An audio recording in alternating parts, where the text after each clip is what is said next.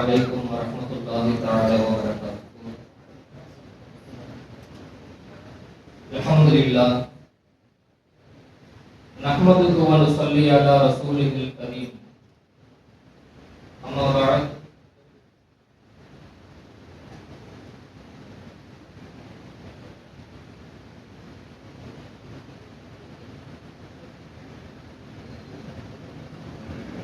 قال الله تعالى في كلامه القديم وفي الفرقان المجيد: أعوذ بالله من الشيطان الرجيم. بسم الله الرحمن الرحيم.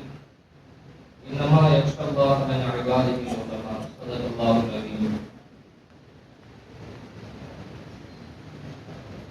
எல்லா புகழும் புகழ்ச்சியும் அல்லாஹ் ஒருவனுக்கே உரித்தாகட்டும். அல்ஹம்துலில்லாஹ்.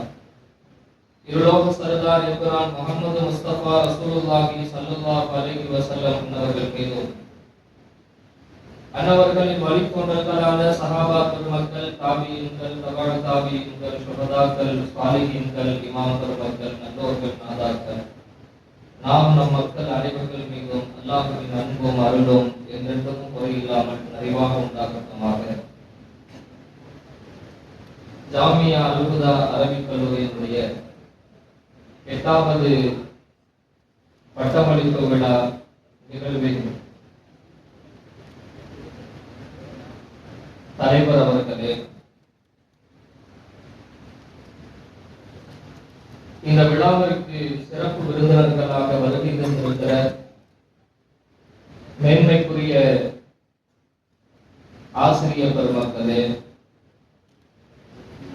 வாழ்த்துறை எனக்கு முன்னாலும் பின்னாலும் வழங்கியிருக்கிற சந்தைக்குரிய உலமா பெருமக்களே, விழாவிலே சிறப்புரையாக மாணவர்களுக்கு ஆசிரியரை தர இருக்கிற இந்த அறிவுலக ஆசான் சேலம் நூருல் இஸ்லாம் அரபிக் கல்லூரியினுடைய பேராசிரியர் மரியாதைக்குரிய அதற்கு பிறந்தகை அவர்களே, இந்த கல்லூரியினுடைய சங்கமிகு ஆசிரியர் பெருமக்களே, நிர்வாக பெருமக்களே, மாணவர் கண்மணிகளே, கலந்து கொண்டிருக்கிற ஆண்டவர்களே, சான்றோர்களே,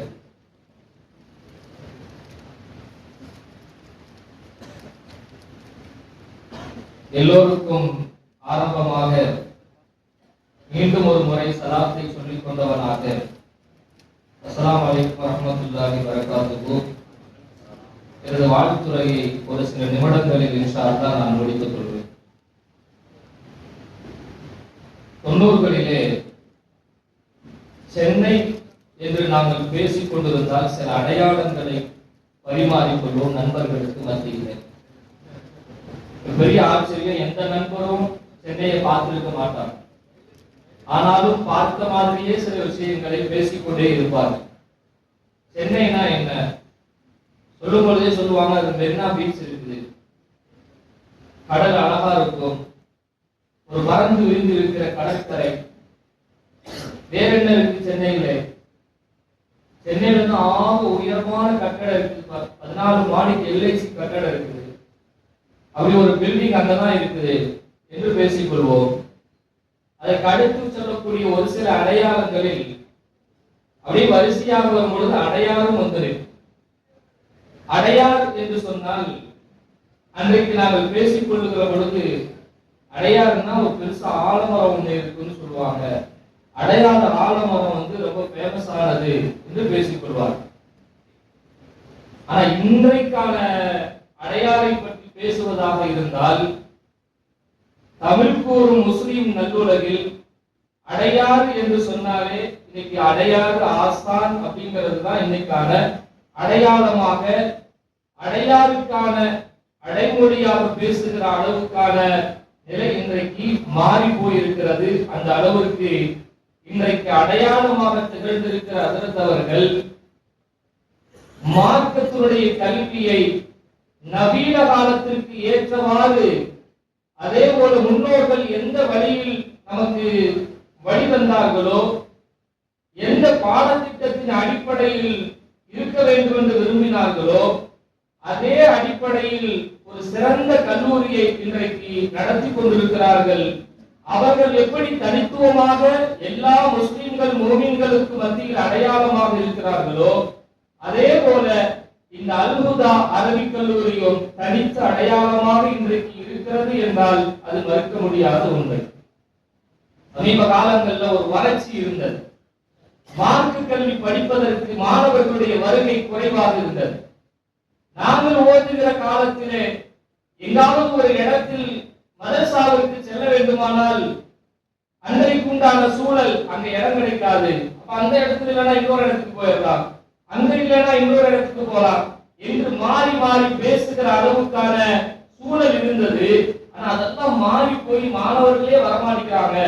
இன்னைக்குள்ள காலத்துல இதை படிச்சா என்ன கிடைக்க போகுது என்கிற அளவில் பேசப்பட்டு ஒரு வறட்சி இருந்த காலகட்டத்தில் இன்றைக்கு நாம் பேசுகிறோம், இன்றைக்கு நாம் யோசிக்கிறோம். என்கிட்ட சொல்றவங்க அதுல அடையாறுல நான் சீட்டு கேட்கிறேன், கொடுக்க மாட்டேங்கிறாங்க. ஏதாவது ரெக்கமெண்டேஷன் பண்ண முடியுமா? நான் இங்க பேசணுங்கிறதுக்காண்டி சொல்லல. என் மகளால ஒரு பையன் மதரசாலாம் திறந்ததுக்கு பின்னாடி போகல. ஏன் போகலன்னு கேட்டேன். அடையாறுல தான் ஓதணும். சரி போய் கேட்டியா? இந்த வருஷம் எனக்கு கிடைக்கல.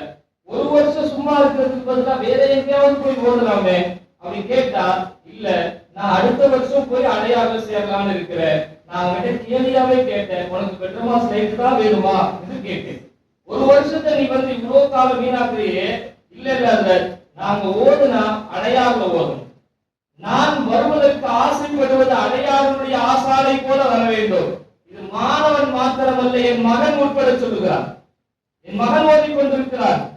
அவங்கிட்ட போய் சொன்னேன், அத்தாவை பாத்துக்கோ, எப்படி பேசுற பாத்துக்கோ, எப்படி இருக்கிற பாத்துக்கோ, அது மாதிரி நீ வரணும் அப்படின்னு சொல்லும் பொழுது என் மகன் சொன்ன, அத்தா நான் சதிகள் இது மாதிரி வரலான்னு இருக்கேன், நீங்க என்ன இப்படி மாத்துறீங்க என்று அவன் இந்த இடத்திலே கொண்டு வந்து அவன் நிறுத்துகிறான். இந்த வறட்சி போக்கப்பட்டு நவீன காலத்திற்கு தோதுவாக ஒரு கல்லூரிக்கு முன்னாலே இருக்கிறது. அந்த கல்லூரியில நாம படிக்கணுங்கிற ஒரு தனித்த அடையாளத்தை அதற்கவர்கள் கொண்டு வந்திருக்கிறார்கள்.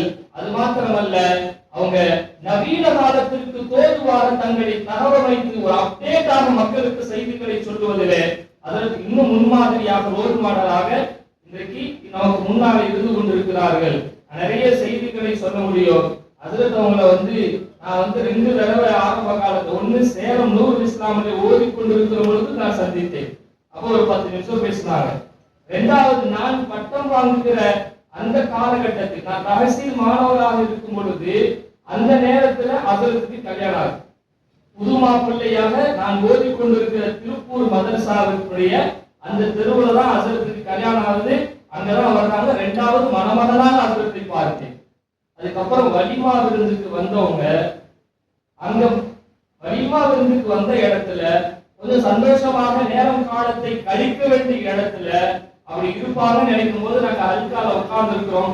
பட்ட வகுப்பு மாணவர்கள், தஹசீல் மாணவர்கள் உட்கார்ந்து இருக்கிறோம். அப்படி மகரிப் தொழுகைக்கு பின்னாடி வந்தாங்க. சலாம் சொல்லிட்டு தப்சீர் கிதாபு கிடைக்குமான்னு கேட்டாங்க. வலிமா விருந்துக்கு வந்து அது தப்சீர் கிதாபு கிடைக்குமான்னு கேட்டாங்க. கொஞ்சம் முத்தாரா பண்ணிட்டு திருப்பி கொண்டு வந்து தந்த வேண்டாம்.